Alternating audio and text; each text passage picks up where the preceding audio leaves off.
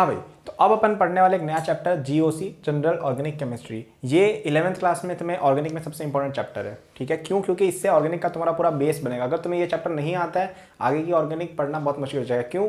क्योंकि ऑर्गेनिक पूरी तरह से लॉजिकल सब्जेक्ट है। लॉजिकल क्यों है? क्योंकि उसमें इस चैप्टर में जो पढ़ाया जाता है प्लस कुछ और चीज़ें यूज़ करके सारी चीज़ें होती हैं। ओके, तुम्हें अगर ये चीज़ें नहीं पता है तो ऑर्गेनिक तुम्हारे लिए एक रटने वाली चीज़ बन के रह जाएगी, which is very very painful, क्योंकि ऑर्गेनिक में रटने से कुछ नहीं होता है।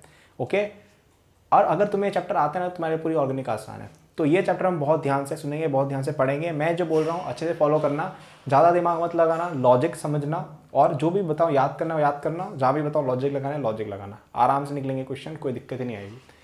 तो अपन यहाँ पे देखो जीओसी क्या होता है, हम जनरल ऑर्गेनिक केमिस्ट्री को जनरल कॉन्सेप्ट्स पढ़ते हैं, ठीक है। कुछ चीज़ हमने ऑलरेडी देख ली है, फॉर एग्जांपल हमने नोमेनक्लेचर देख लिया है, आइसोमेरिज्म हमने देख लिया है। अब हम देखने वाले इलेक्ट्रॉनिक इफेक्ट्स वगैरह, कि आपका कोई ऑर्गेनिक कंपाउंड है उसमें अलग अलग चीज़ें अटैच करने पर क्या क्या होता है, ठीक है, किस चीज़ से स्टेबिलिटी डिटरमाइन होती है, कुछ जनरल कॉन्सेप्ट देखने वाले बेसिकली, ठीक है। तो हम देखते हैं सबसे पहले एक चीज़ जिसको कहा था इंडक्टिव इफेक्ट। अब तुम्हें जो पहली बार देख रहे हैं बोलोगे इंडक्टिव इफेक्ट क्या होता है, क्या अचानक से क्या आ गया ज़िंदगी में, ये मत सोचो, ठीक है। इंडक्टिव इफेक्ट एक चीज़ होती है, और मैं लास्ट में इन सब चीज़ों को कनेक्ट करने की कोशिश करूंगा, ठीक है। पहले समझो कि क्या, पहले पीसीएस को देखेंगे हम, उसके बाद उनको ज्वाइन करके समझेंगे पूरी पिक्चर को। ओके, तो एक चीज़ होती है दुनिया में इलेक्ट्रॉनिक इफेक्ट्स, उसके अंदर सबसे पहली चीज़ जो हम पढ़ते हैं वो होती है आपकी इंडक्टिव इफेक्ट, जिसको कहा जाता है आई इफेक्ट या इंडक्टिव इफेक्ट। तो तुम ये देखो, तुम्हारे पास जैसे कार्बन चेन है, ठीक है।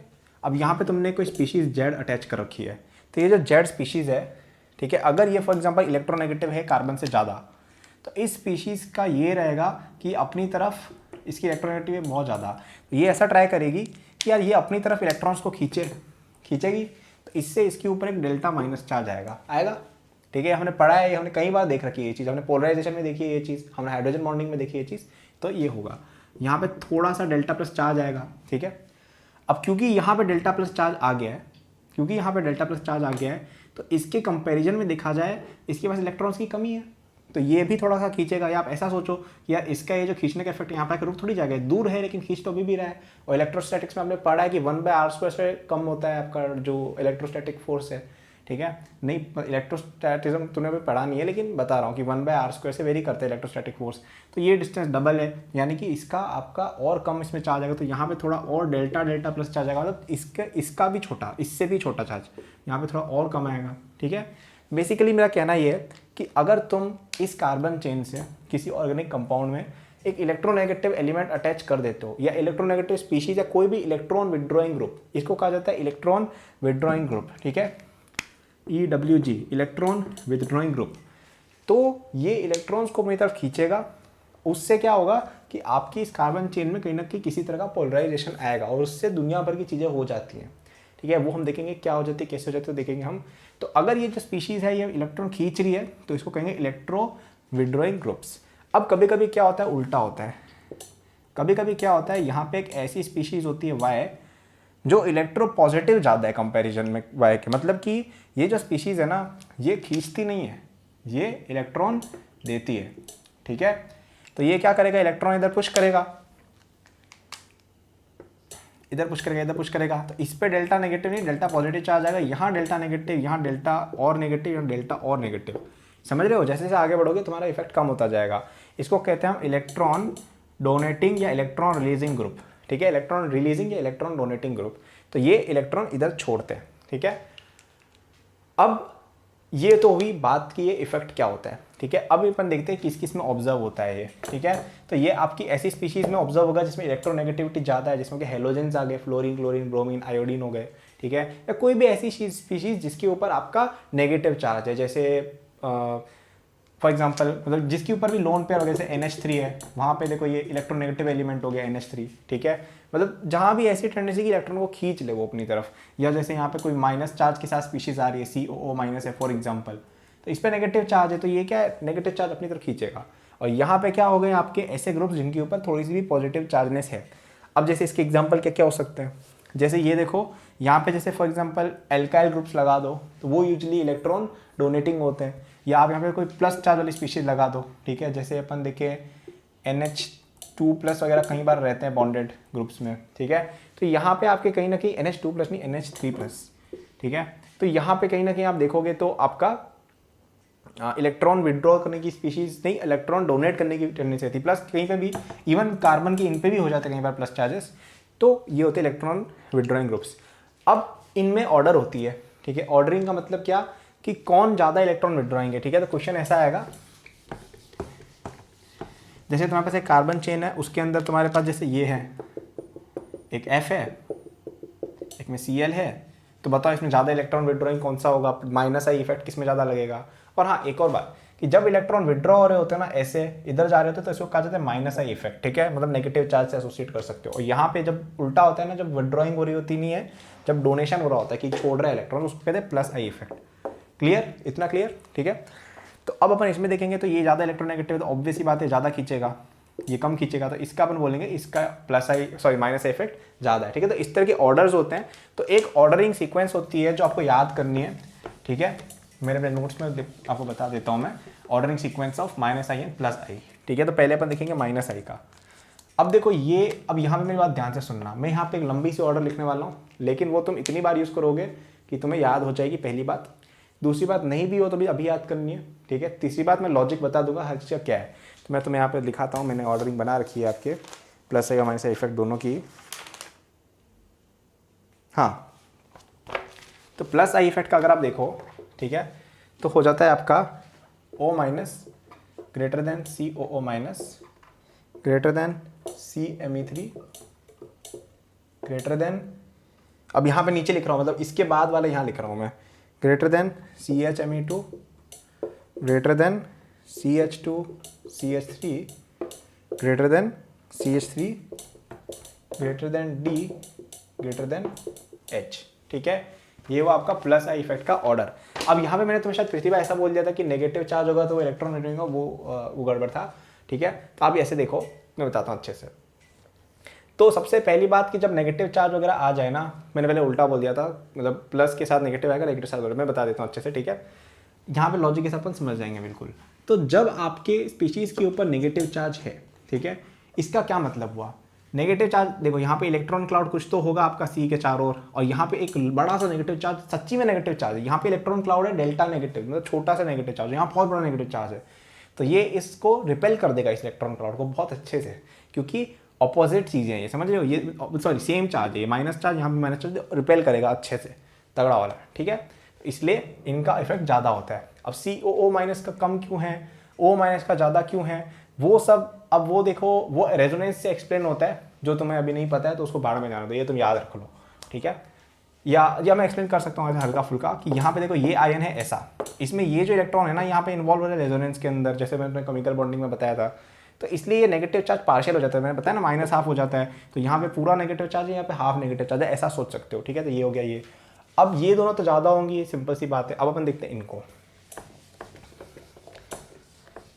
तो देखो, एक में आपके C से 3 मिथाइल अटैच्ड है, एक में C से आपके 2 मिथाइल अटैच्ड है, एक में C से आपके 1 मिथाइल अटैच्ड है, ठीक है।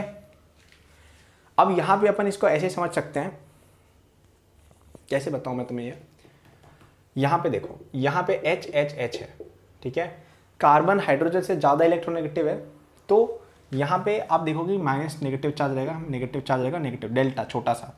अब यहाँ पे अगर नेगेटिव चार्ज 3 कार्बन के अराउंड है, तो ये मिलके इधर धक्का मुक्की करेंगे, तीनों लोग मिलके, थोड़ा दूरी सही लेकिन करेंगे।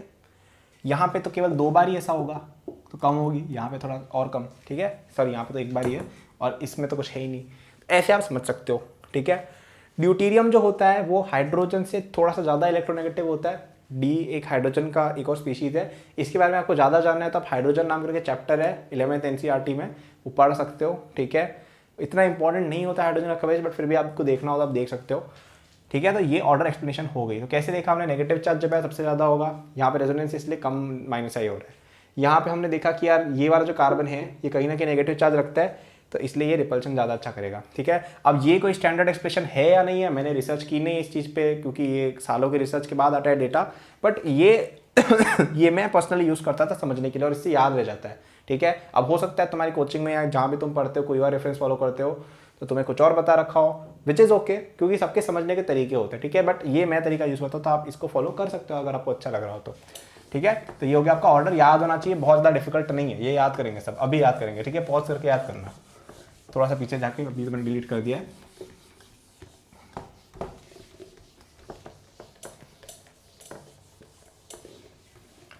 अब अपन देखते हैं -I का order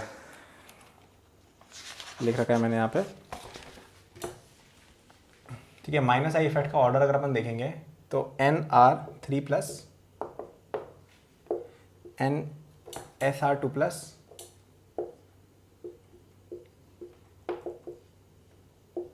NH3 plus NO2 SO2R CN CHO COOH, फिर आपके हेलोजेंस आ जाते हैं।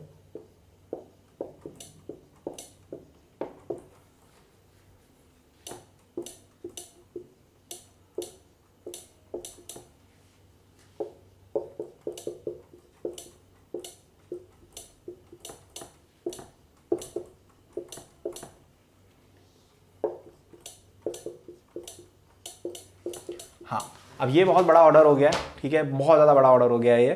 तो अब यहाँ पे अपन को देखो कैसे आते हैं, मैं बता देता हूँ।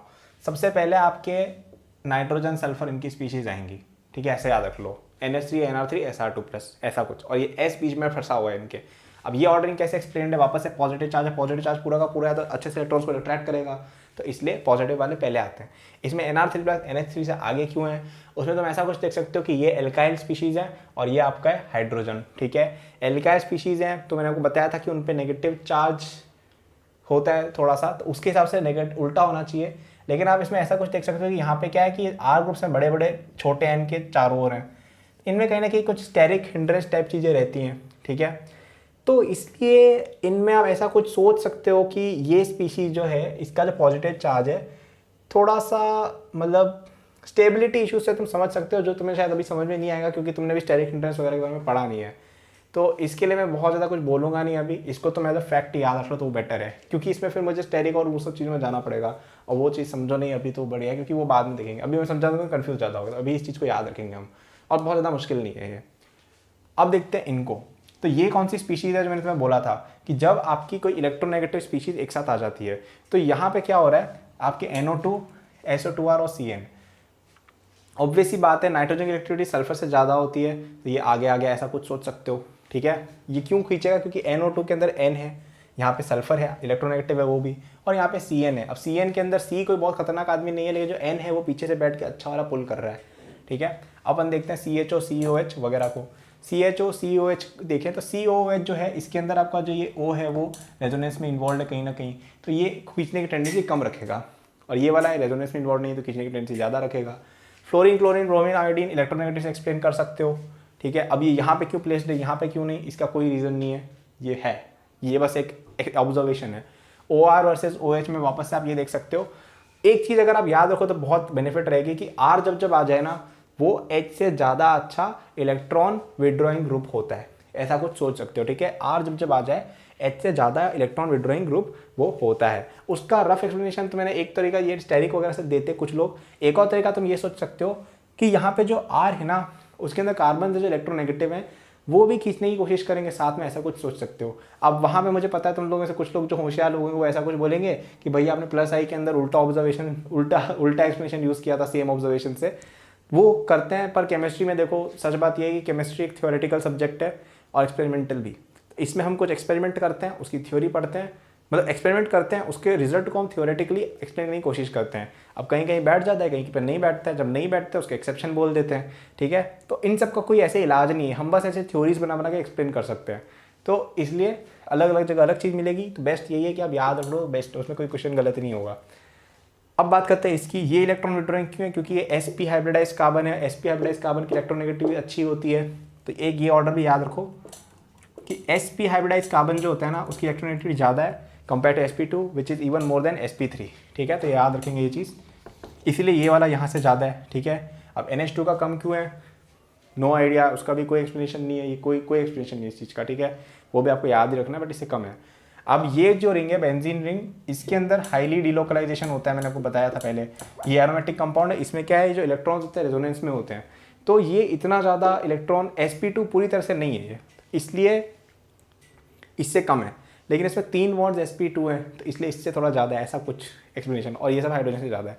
तो ये ऑर्डर थोड़ा सा टफ है, मैं मानता हूँ, इसका कोई एक्सप्लेनेशन भी नहीं है ज़्यादा तगड़ा, ठीक है, तो आपको याद ही करना है। बट ऐसा याद रख लो कि NH3 वगैरह जो तो ज़्यादा होते हैं, ठीक है, ये 3 कंपाउंड जो होते हैं इनके इससे कम होंगे, फिर CHO और ये अल्डिहाइड्स वगैरह आएंगे, फिर हेलोजेंस आएंगे, उसके बाद आपके एल्कोहल्स वगैरह हैं, ये छोटे मोटे स्पीशीज आने लग जाएंगे। तो याद ही करना है, पॉज करके याद कर लो भाई, ठीक है, कोई इसका वो नहीं है ना। तो अब हम देखते हैं कि इफेक्ट, आई इफेक्ट से होता क्या है।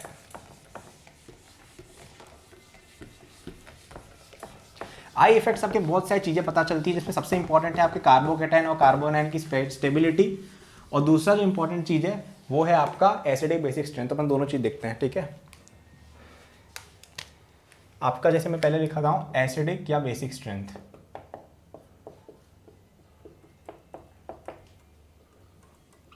अब एसिडिक बेसिक स्ट्रेंथ को अपन बहुत अच्छे से पढ़ना है, तो अपन बाद में देखेंगे अच्छे से स्पेसिफिक एग्जांपल्स यूज़ करके। लेकिन अभी के लिए आप रफली ऐसा समझ सकते हो कि बेसिकली एसिड में होता क्या है। जैसे आपके पास ये कोई स्पीशीज़ है, ठीक है, कोई सी भी, जैसे OH है, ठीक है, OH जैसे एक एसिड होता है यहाँ पे, इससे क्या होता है कि ये ऐसा कुछ करता है, ठीक है। या थोड़ा थोड़ा अच्छा एसिड ले लेते हैं, क्योंकि उससे कि तुम लोग फिर बोलोगे कि अल्कोहल भैया OH तो बेस में होता है, ठीक है, तो COO माइनस, जैसे ये आपका बेस है, ठीक है। तो ये एसिड हुआ, ये ब्रेक हुआ किसमें, इसने एक तो ये बेस बन गया आपका, और ये बन गया आपका क्या, या आयन, ठीक है, और ये बन गया आपका हाइड्रोजन प्लस एटम, ठीक है, sorry hydrogen plus species ion बन गया। तो ये जो चीज़ होती है ना, इसको कहा जाता है इसका अनायन, ठीक है, अनायन, कार्बन आयन। तो अब देखो एसिडिक स्ट्रेंथ का, अब देखो कोई चीज़ अच्छा एसिड कब होगी, जब ये चीज़ टूट, ज़्यादा से ज़्यादा टूट के ये बने, ज़्यादा से ज़्यादा टूट के ये कब बनेगा, जब ये चीज़ स्टेबल हो। अब H+ तो H+ कांस्टेंट है, उसकी स्टेबिलिटी तो हम देख नहीं सकते, तो हम ये देख सकते हैं कि अगर ये चीज़ स्टेबल ज़्यादा है तो ये चीज़ ज़्यादा बनेगी। तो अपन यहाँ पे अलग अलग चीज़ें देख देख के ट्राई करते हैं कि यार कब ऐसा हो जाए कि यार ये चीज़ें ज़्यादा स्टेबल हो जाए। तो अब अपन जैसे 2 एसिड देखते हैं, एक ये एसिड और एक ये एसिड, यहाँ पे Cl लगा हुआ है, तो ये देखो ये कुछ ऐसा दिखेगा, ये जैसे यहाँ पे CH है, तो ये कुछ ऐसा दिखेगा इसका एनायन। अब देखो यहाँ पे ध्यान से देखना, यहाँ पे आपका जो Cl बैठा है कौन सा इफेक्ट शो करता है, -I इफेक्ट, बाकी सब तो सेम है और कुछ हो नहीं रहा है इसमें। तो ये इलेक्ट्रॉन इधर पुल करेगा, ठीक है, इलेक्ट्रॉन इधर ये पुल करेगा, ठीक है। अब देखो यहाँ पे किसी तरह की इलेक्ट्रॉन पुलिंग नहीं हो रही है, यहाँ पे हो रही है, ठीक है। तो यानी कि जो नेगेटिव चार्ज है इन तीनों पे, तो पहले इस पे केवल इन तीनों पे डिलोकलाइज्ड है। जैसे ये CO था, थोड़ा सा अजीब व गरीब स्ट्रक्चर बन गया है, हाँ ये सॉरी थोड़ा स्ट्रक्चर गड़बड़ हो गया, बट आई थिंक समझ गए सब लोग मैं क्या कहना चाह रहा था। तो यहाँ पे देखो ये जो इलेक्ट्रॉन है ये इन तीनों पे डिलोकलाइज्ड है, क्योंकि यहाँ पे रेजोनेंस शो कर रहा है। तो इस एटम के बीच में इलेक्ट्रॉन यहाँ फैला हुआ है। अब यहाँ पे क्योंकि यहाँ पे -I इफेक्ट आ गया है, तो थोड़ा बहुत इलेक्ट्रॉन क्लाउड इधर भी चला जाएगा, थोड़ा सा, ठीक है। तो यहाँ पे आप नेगेटिव चार्ज को देखो तो ज़्यादा फैला हुआ है और यहाँ पे कम फैला हुआ है। अब नेगेटिव चीज़ होती है गंदी चीज़, क्योंकि नेगेटिव चार्ज से आपका स्पीशीज अनस्टेबल हो रहा है। और ये हम याद रखें कि नेगेटिव चार्ज या पॉजिटिव चार्ज जब भी आ जाता है स्पीशीज अनस्टेबल होती है, और यहाँ पे ये उस अनस्टेबिलिटी को थोड़ा फैला रहा है, मतलब उसको डिस्ट्रीब्यूट कर दे रहा है। तो यानी कि ये चीज़ ज़्यादा स्टेबल हो गई। क्यों? क्योंकि नेगेटिव चार्ज था दोनों में -1, इसमें एक जगह कॉन्सेंट्रेटेड है, तो एक जगह क्या है थोड़ी सेंसिटिव हो गई, और यहाँ पे इसने फैला दिया इस चीज़ को। तो हम कहेंगे कि ये स्पीशीज़ का जो एटम या जो नेगेटिव चार्ज है वो ज़्यादा स्टेबल है, यानी ये जो एनाइन है ज़्यादा स्टेबल है, यानी कि इसकी एसिडिक स्ट्रेंथ होगी ज़्यादा। तो ये मैंने एक अच्छा सा एग्जांपल दे दिया कि -I ग्रुप से आप कैसे देख सकते हो एसिडिक स्ट्रेंथ, ठीक है। अब ये क्यों काम का है? क्योंकि इससे हम कई बार क्वेश्चंस डायरेक्ट आ जाते हैं कि यार इन दोनों में एसिडिक स्ट्रेंथ का बताओ क्या यूज़ है, या कई बार आप रिएक्शन करोगे तो आपको देखना पड़ेगा स्ट्रॉन्गर एसिड कौन है वो अटैक करेगा, ठीक है। तो इन सब में काम आता है। तो कुछ भी नहीं देखना आपको, एनाइन बनाना है, उसकी स्टेबिलिटी देखनी, खत्म बात। और ये हम आगे भी देखेंगे, हम आगे और भी इफेक्ट्स देखेंगे, उनमें भी आपको सेम चीज़ देखनी है कि यार -I या -M इफेक्ट कहाँ पे ज़्यादा है, स्टेबल आयन यानी कि बेटर एसिड, ठीक है। ये अपन समझ गए। अब यहाँ पे पूछेंगे, यहाँ पे F लगा दिया, तो F का ज़्यादा -I होता है, तो बोल देंगे कि वो आयन ज़्यादा स्टेबल है, तो यानी कि वो वाला आपका बेटर एसिड हो गया। ये सिंपल सी बात है, ठीक है, क्लियर लॉजिक है। अब बात करते हैं बेसिक स्ट्रेंथ की। अब कोई अच्छा सा बेस सोचते हैं अपन ऑर्गेनिक के अंदर।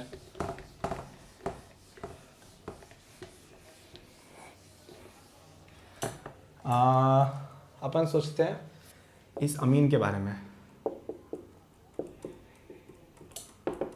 ठीक है। एक वो आपका ये अमीन, ठीक है। तो ये आपका जब एसिड बेस रिएक्शन करेगा, इसमें क्या होगा कि जो लोन पेयर है ना ये आपको रिएक्ट करेगा कहीं पे, ठीक है। ये होता है आपका बेस, ठीक है। तो बेस के अंदर क्या होता है, ये लोन पेयर कहीं जाके अटैक करता है आपका, ठीक है।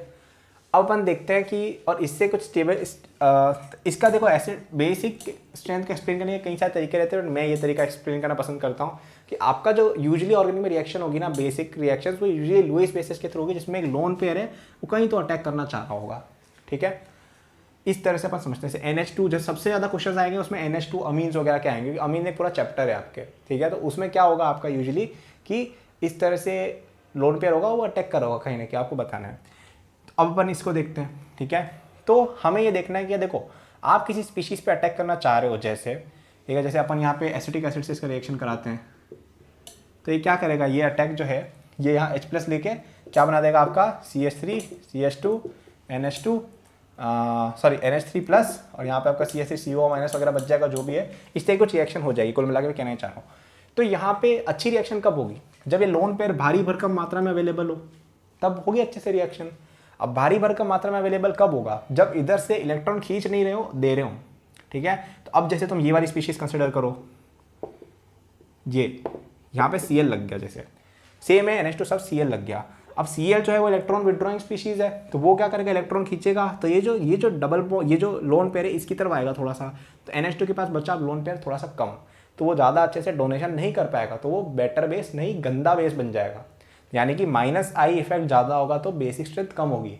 अब हमें अगर बेसिक स्ट्रेंथ बढ़ाएंगे तो क्या करना होगा, +I में अब जैसे यहाँ पे NH2+ है, NH2+ मत डालो, उससे लफड़ा होगा, यहाँ पे तुम डाल दो Sr2+ जैसे, ठीक है। अब यहाँ पे हम इसकी एसिडिक स्ट्रेंथ, हम इसकी बेसिक स्ट्रेंथ देख रहे हैं, ठीक है, इसकी बात नहीं कर रहे हम, क्योंकि यहाँ पे तो प्लस साइन है, तो ये तो ऑफकोर्स बेटर बेस, वो सब बातें हो जाती हैं, ठीक है। Better base not necessary, but ठीक है, अभी हम केवल इसकी बात करें, ऐसा समझ लो। अब यहाँ पे प्लस चार्ज है, तो ये भारी भरकम में आपका प्लस, सॉरी मैंने उल्टा बोल दिया, यहाँ पे नेगेटिव चार्ज वाली कोई स्पीशीज देखते हैं अपन, जैसे अपन देखते हैं क्या देखें, नेगेटिव चार्ज वाली कोई स्पीशीज, या चलो अपन नॉर्मली देख लेते हैं कुछ आपका, जैसे CMe3 यहाँ पे लगा हुआ है, ठीक है। CMe3 +I इफेक्ट छोड़ता है, तो ये कहीं ना कहीं ऊपर की तरफ आपका इलेक्ट्रॉन क्लाउड छोड़ेगा, तो हम कह सकते हैं कि इसकी बेसिक स्ट्रेंथ ज़्यादा होगी, ठीक है। वैसे this was a bad example, क्योंकि यहाँ पे और भी इफेक्ट्स आ जाते हैं, ठीक है। तो अपन थोड़ी छोटी चीज़ लेते हैं, कोई अपन यहाँ ले लेते हैं NH2- नहीं O-, हाँ, जैसे यहाँ पे O- चार्ज है, ठीक है। अब O- जो है वो आपका इलेक्ट्रॉन इधर भेजेगा, ठीक है, भेजेगा, तो अपन कह सकते हैं कि यार यहाँ पे इलेक्ट्रॉन अवेलेबिलिटी ज़्यादा हो गई, तो +I इफेक्ट जब होगा तब आपकी बेसिक स्ट्रेंथ बढ़ जाएगी। कुल मिला के बात ऐसी की जा रही है, ठीक है। तो ये हुई बात, ठीक है, क्योंकि यहाँ पे ज़्यादा इलेक्ट्रॉन क्लाउड अवेलेबल होगा तो ये अच्छे से अटैक कर सकता है, ऐसा कुछ सोच सकते हो, ठीक है। अब ये एग्जांपल्स जो हैं ये परफेक्ट एग्जांपल्स नहीं है, क्यों, क्योंकि इनमें और भी इफेक्ट्स प्ले हो रहे हैं, जैसे ये O- खुद भी अटैक कर सकता है, या अगर आप ऐसे देखो कि या स्टेरिक हिंड्रेंस वगैरह भी आ रही है, ठीक है। तो जैसे CMe3 में स्टेरिक हिंड्रेंस आ जाएगी, तो उससे फ़र्क पड़ता है। स्टेरिक हिंड्रेंस क्या होता है हम आगे देखेंगे। तो इसलिए क्या है कि यहाँ पे आपको बहुत सारी चीज़ समझनी है, बट ये जस्ट मैं एग्जांपल्स बता रहा हूँ कि कैसे आप देख सकते हो, ठीक है। फाइनली हम देखेंगे कि अगर हमें एसिडिक स्ट्रेंथ को इन जनरल भी प्रेडिक्ट करना है तो कैसे कर सकते हो, मैं बताऊँगा अच्छे से, ठीक है, चिंता मत करो। तो ठीक है, ये आपका था in general acid basic strength, ठीक है। इसके अलावा हम एक चीज़ और देखते हैं, कार्बोकैटायन या कार्बो एनायन की स्टेबिलिटी।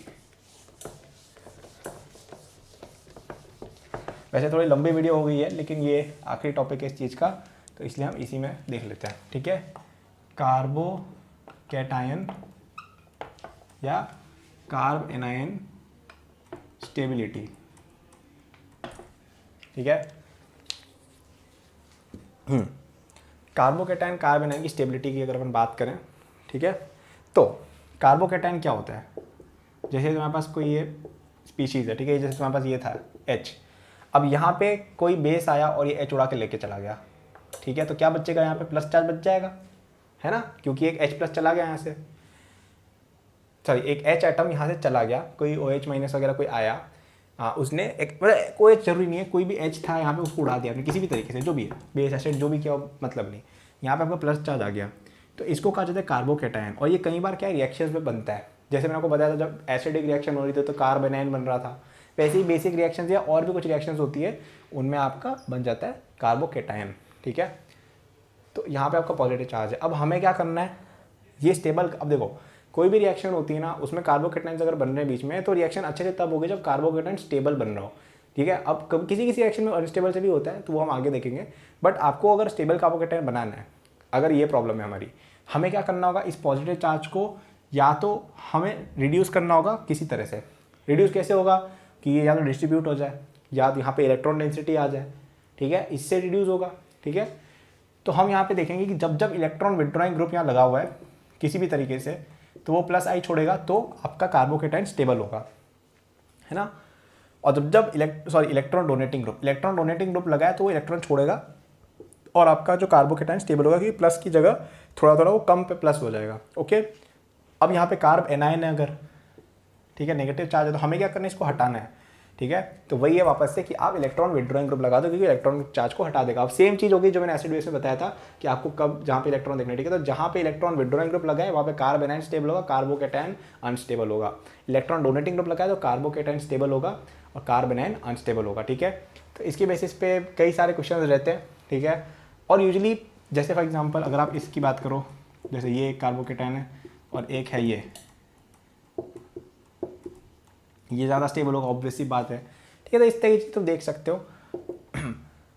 तो ये हुई एक चीज़। तो हमने इंडक्टिव इफेक्ट की बात देखा। इंडक्टिव इफेक्ट वीक इफेक्ट होता है, माइनस आई प्लस आई दो देखे हमने, देखे कौन सी चीज़ प्लस आई शो करती है, कौन सी चीज़ माइनस आई शो करती है, उनके ऑर्डर्स वगैरह देखे हमने अच्छे से, उनको याद करेंगे हम अच्छे से क्योंकि क्वेश्चन आते हैं। फिर हमने देखा उससे क्या क्या कर सकते हैं, हमने देखा कार्बोकेटाइन कार्बन स्टेबिलिटी होती है और एसिड बेसिक स्ट्रेंथ प्रेडिक्ट होती है। तो ये था आपका माइनस आई इफेक्ट। अब हम देखने वाले हैं और इलेक्ट्रॉनिक इफेक्ट्स, उनके बाद उनको मिला के हम बातें करेंगे कि ये होता क्या है, क्या क्या इससे होता है। Thank you for watching this video till the end. I'm sure that you enjoyed it. यदि आप अपनी पूरी जेई प्रिपरेशन मेरे साथ करना चाहते हैं तो आपको डिस्क्रिप्शन में मेरे जेई के फुल कोर्स का लिंक मिल जाएगा। इस कोर्स में आपको जो YouTube पे मेरे लेक्चर्स और प्रॉब्लम सॉल्विंग के वीडियोस मिलते हैं उसके कंपेयर में बहुत ज्यादा कंटेंट है एंड आपको यहाँ पे practice sheet with solution, test series with solution भी मिलती है। It's a complete solution, you can rely on it. आप यदि किसी कोचिंग जाते हैं या अगर आप सेल्फ स्टडी करते हैं, in both cases it will be very useful, so do check it out, okay. इसके अलावा मेरे जेई के फ्री नोट्स भी डिस्क्रिप्शन में लिंक्ड है एंड डिस्क्रिप्शन में और भी मैंने बहुत सारे रिसोर्सेज फॉर स्टूडेंट्स डाले हुए हैं, जैसे the books that I recommend, my social media and my newsletter in case you want more content और if you want to approach me with any doubts और सजेशन। नोट्स हैं NEET के students के लिए, कॉलेज स्टूडेंट्स के लिए, startup enthusiast के लिए भी, ओलंपियाड एंथुसियास्ट के लिए भी कोर्सेज हैं, तो चेक जरूर कर लीजिएगा डिस्क्रिप्शन, आपको काफी यूजफुल रिसोर्सेज वहाँ मिलेंगे। Thank for watching, like subscribe कर लीजिएगा for more such videos. Good luck.